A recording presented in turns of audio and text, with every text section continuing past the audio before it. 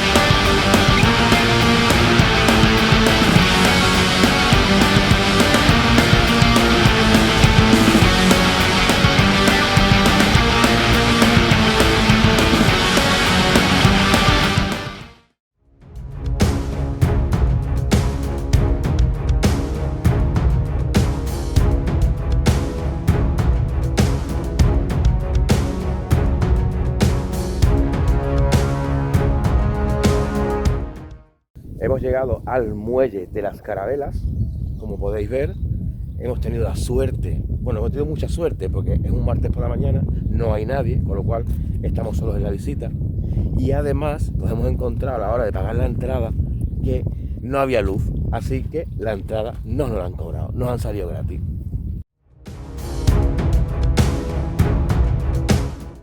En 1492 se firma en Granada, en Santa Fe de Granada, las capitulaciones de Santa Fe entre Cristóbal Colón y los Reyes Católicos.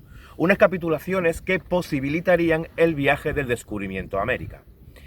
Una vez que se firman, había que preparar el viaje y había que buscar una serie de naves, una serie de barcos que posibilitaran un viaje atravesando el Atlántico, cosa que nunca se había hecho. Así que tenían que ser naves muy especializadas. Palos de la Frontera, el lugar donde se encuentra este muelle de las Carabelas, un lugar muy mítico dentro de la historia del descubrimiento, en ese momento estaba pagando una condena por haberse saltado el Tratado de Alcázar-Bastoledo, que puso fin a la pugna entre España y Portugal por pescar en aguas del Atlántico. Como los palermos habían desobedecido la orden real de pescar en esas aguas, la corona los castigó con una pena de que tenían que ofrecer 2 naves al servicio de la corona para cuando éstas las necesitase. Palos de la Frontera en el siglo XVI, XV y XVI era muy conocido no solo por sus expertos marineros, sino también por sus astilleros. Las construcciones de sus barcos eran muy importantes en el mundo de la pesca de la España del siglo XVI. Así que Palos, que ya tenía construidas 2 embarcaciones, la Pinta y la Niña, las ofrecerá para el viaje de Colón a América.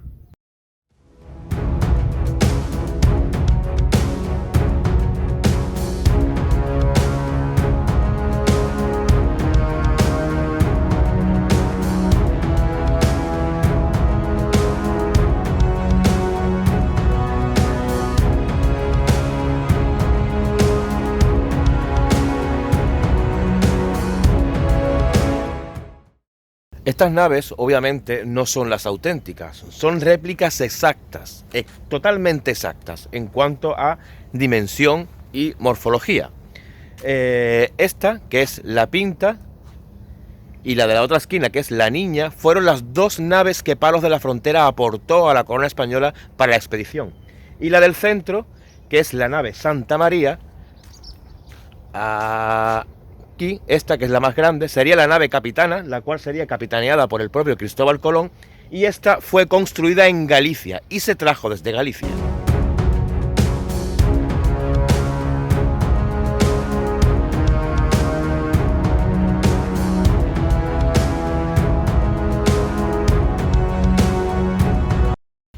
Como veis, es todo un parque temático dedicado al descubrimiento, dedicado precisamente al 12 de octubre de 1492. Y se supone que es un centro de interpretación, y yo lo que he hecho en falta sobre todo son precisamente paneles informativos para el visitante, ¿no? Solamente me he encontrado uno y muy básico, con lo cual, primera carencia que veo.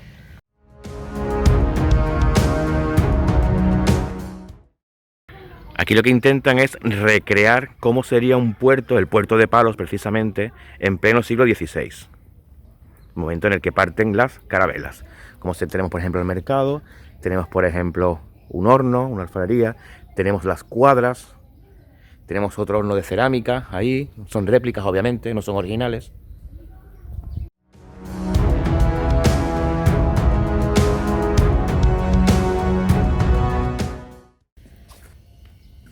Las bodegas.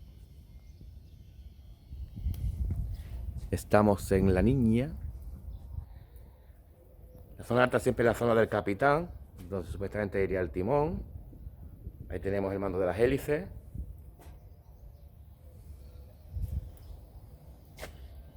El mástil principal.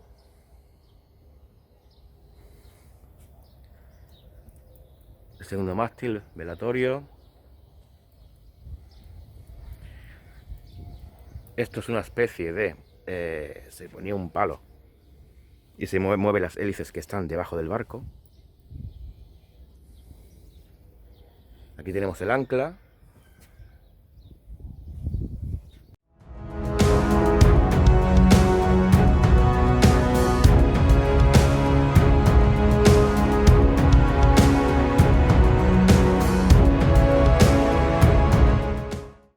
La verdad es que esta, por ejemplo, esta nave es demasiado pequeña, no imagino. Hay un estudio realizado en el que supuestamente se sabe de que en cada nave iba alrededor de 33 personas. No me imagino 33 personas en un espacio tan pequeño, perdidos en medio de la nada, en medio del océano, hasta que llegaron a tierra. El primer viaje duró casi 3 meses.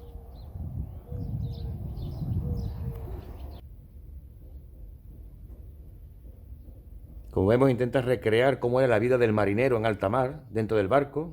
Entonces la despensa. Hay que decir que la zona de las bodegas de esta nave, que es la Santa María, no se puede visitar porque están de reformas, con lo cual nos vamos a tener que conformar simplemente con la cubierta. Lo suyo habría sido visitar el interior, cómo eran los camarotes, el camarote del capitán del barco, que de este barco era el propio Cristóbal Colón, pero no se puede. Ahí tenemos un marinero encargado de mover las hélices del barco. Trabajo totalmente duro. Obviamente han representado a uno, pero es imposible. Esa estructura pesaba muchísimo. Tendría que ser entre 3 o 4 hombres. Y lo que hacía era cambiar el rumbo, cambiar la dirección en la que navegaba la nave.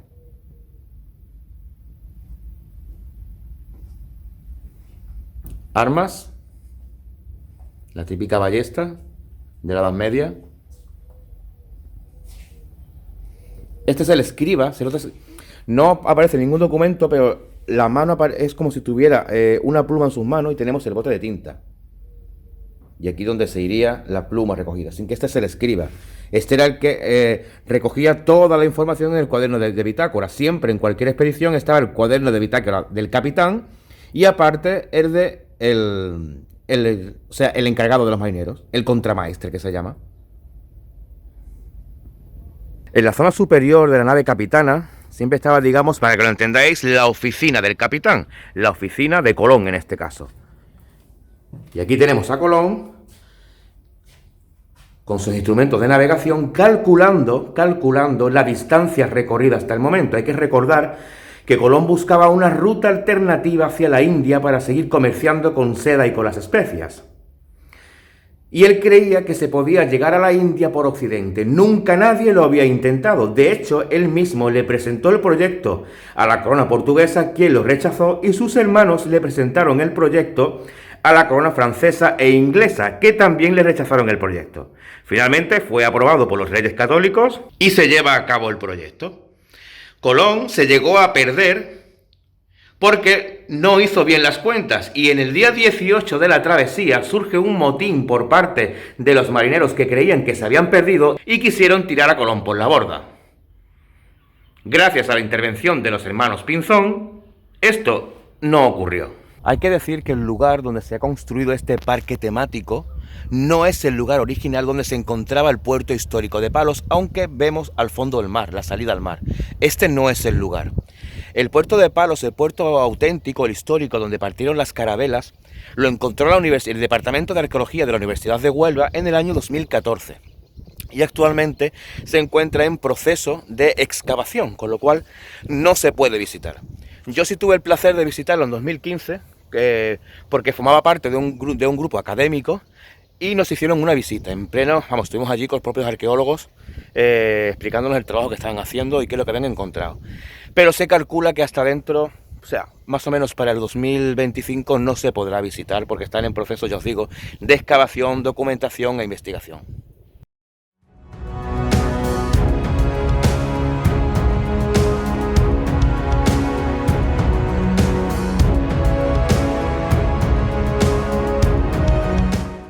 El parque cuenta además con un audiovisual, ¿vale? Donde supongo yo que a través de una animación te explicarían el primer viaje de Colón y el descubrimiento y la participación del pueblo de Palos de la Frontera en el descubrimiento. Pero como yo os he dicho al principio, como están sin luz, pues obviamente audiovisual tampoco hay.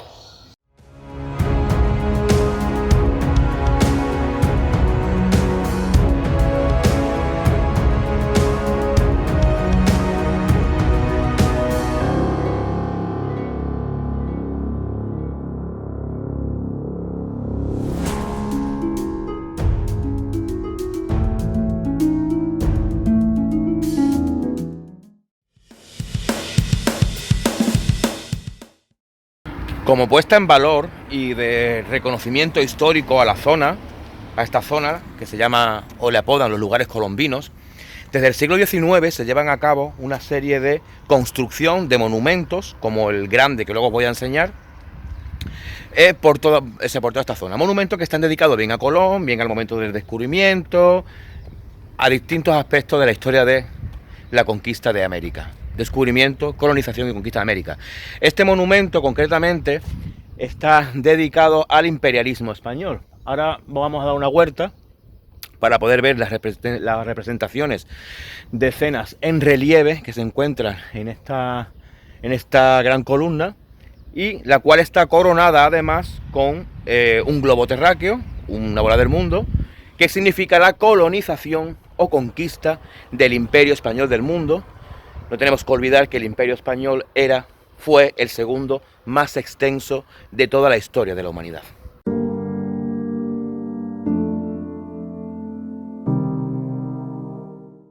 Desde aquí abajo no se puede apreciar muy bien las representaciones escénicas de la obra, pero ahí, por ejemplo, podemos observar, voy a ampliar un poco, podemos observar a un caballero cristiano montado en su caballo, ¿vale?,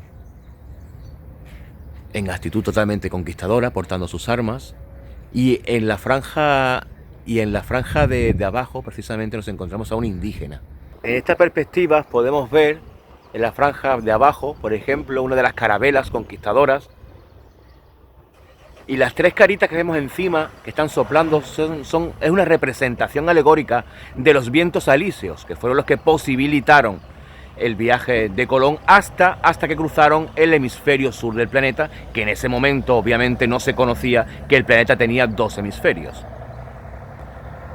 Vemos en la representación cómo esos tres ángeles están soplando las velas de los barcos, esos alisios, dirigiendo las tres naves de Colón camino a América.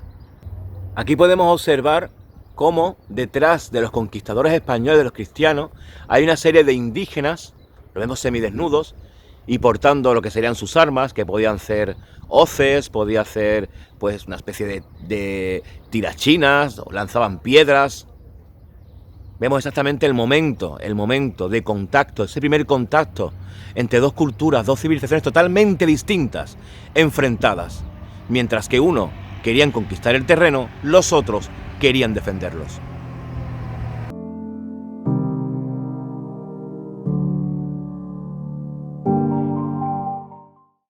En 1485, Cristóbal Colón, después de presentarle el proyecto del viaje a Juan II de Portugal y este lo rechazara, llega a España, atravesando el río Guadiana, y tras dejar a su hijo, ya él estaba viudo, tras dejar a su primer hijo con unos familiares que tenía en la zona, se accede al monasterio de la Rábida. El monasterio de la Rábida en el siglo XVI era un monasterio bastante importante a nivel del clero, y además entre sus frailes estaba Fray Juan Pérez, que era un astrólogo reconocidísimo.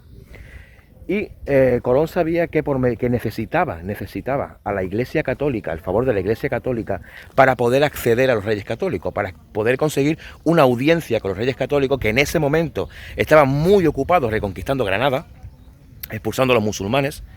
Así que necesitaba, por intermediación del clero, conseguir audiencia con los reyes para poder presentarle este proyecto, ¿no?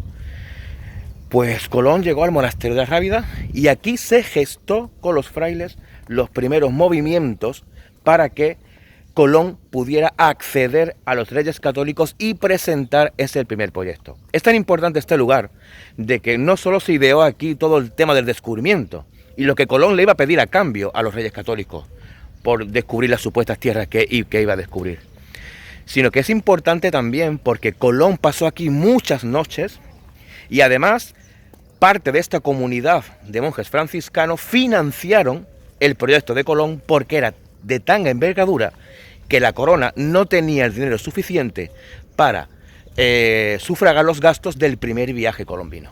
Así que estamos en el primer lugar donde Colón llegó una vez que alcanzó España y se hizo amistad con los frailes de aquí, pasó muchas noches e ideó totalmente la hazaña colombina.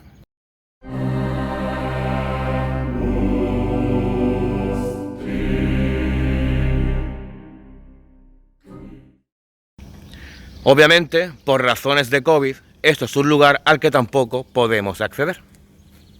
Habrá que dejarlo para otro momento. Pero ya me encantaría porque dentro, además, en muchos frescos en las paredes de muchos artistas reconocidos, se escenifica paso a paso todas las acciones que Colón llevó a cabo en esta zona de España y concretamente en este monasterio. Este es el monasterio original. Es decir, Colón entró y salió más de una vez por esa puerta.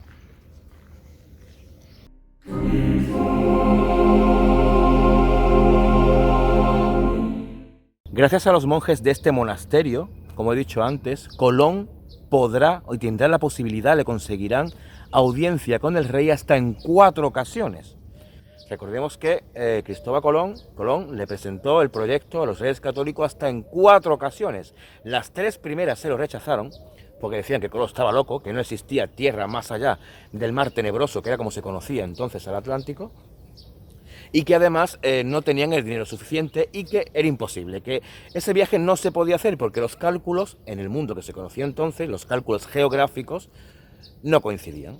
Pero al final, gracias a esta comunidad de monjes franciscanos, consiguió la audiencia y consiguió financiar el viaje. Pues hemos parado para hacer un descansito para comer y creo que en el restaurante se han pasado un poquito con el tamaño de las cosas. Hemos pedido un San Jacobo. Enséñalo, Miguel. ¿Esto es un San Jacobo? ¿Esto es un San Jacobo?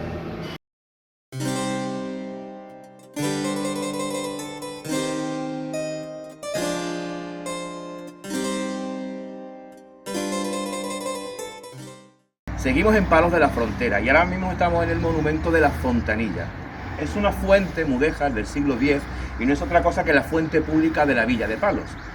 Y esto es importante en la historia del descubrimiento porque es de aquí donde se sacó el agua que se abasteció a las 3 naves que irían de camino a América, porque justamente aquí debajo tenemos un acuífero, con lo cual esta es la fuente que abastecieron a aquellos exploradores que fueron por primera vez a América.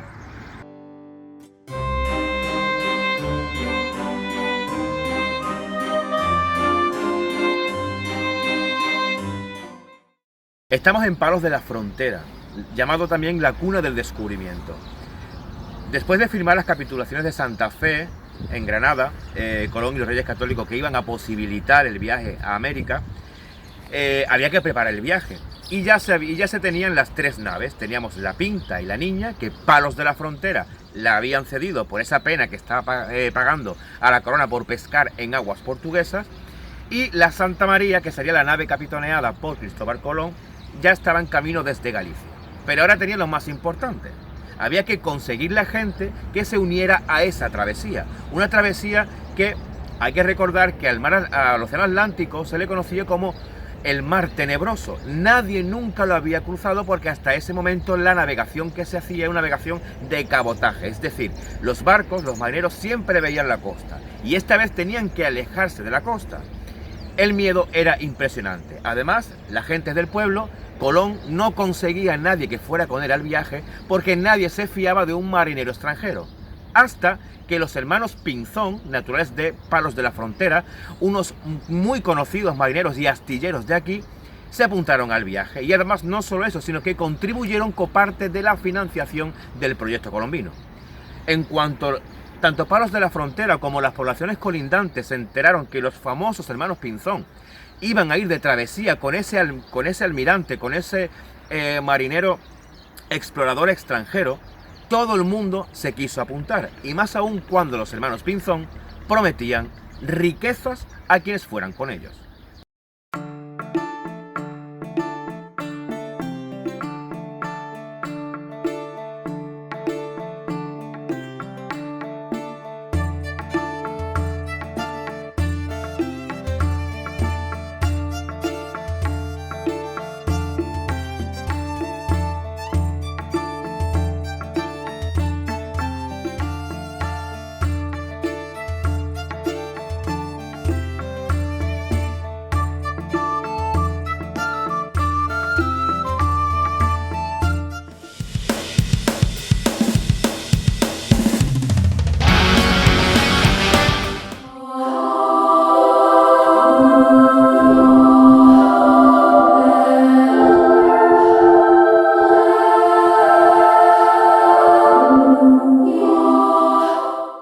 Ahora nos encontramos en el pueblo de Moguer, a unos 5 kilómetros de Palos de la Frontera. Moguer también es conocido por el noble de literatura Juan Ramón Jiménez, pero lo que nos trae aquí en este momento es, como ya hemos dicho al principio, la ruta de Colón. Moguer es un pueblo importante para el descubrimiento de América porque este es el convento de Santa Clara. Colón reparó aquí en este convento porque sabía que la abadesa de este convento, Inés Enríquez, es decir, la que estaba al cargo de este convento, era precisamente la tía de Fernando el Católico. Y ya sabemos que lo que Colón quería era conseguir una audiencia con los reyes católicos. Así que lo intentó a través de Inés Enríquez, tía de Fernando el Católico. Pero como ya sabemos, no lo consiguió por este convento, sino por el monasterio de la Rábida que ya hemos visitado.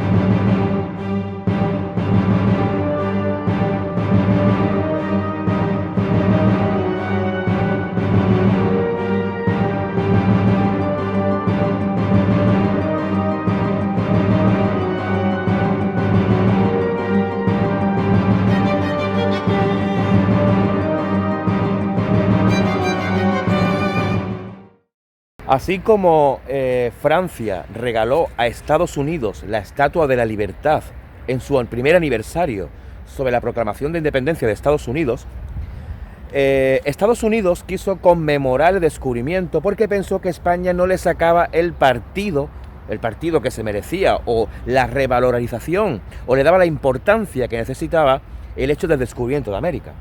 Así que la primera pieza, por así decirlo, ya en plan monumento grande e importante, fue que Estados Unidos regaló a la ciudad de Huelva, inicialmente este monumento iba a ir en Palos de la Frontera, por razones obvias, lugar donde partieron las carabelas, pero al final acabó en Huelva. Así que en 1929 Estados Unidos regaló a la ciudad de Huelva este monumental coloso en honor a la fe del descubrimiento. Este enorme coloso Llamado Monumento a la Fe Descubridora, y aunque es más conocido como Monumento a Colón, se encuentra perpetuamente observando las lejanas tierras americanas. Bueno, pues ya hemos terminado la salida de hoy. Hemos recorrido los lugares colombinos, siguiéndole la pista a Colón entre los años 1485 y 1492. Todos los lugares que habéis visto es donde se gestó, donde se ideó y se negoció el primer viaje colombino. Y nada, si os ha gustado, manita, suscribiros al canal, y además os dejo también mi cuenta de Patreon, que se la voy a poner por aquí, por si queréis colaborar con el canal para ayudar a que crezca. Y además os voy a colocar bastantes fotos de la salida de hoy. Así que nos vemos en la próxima.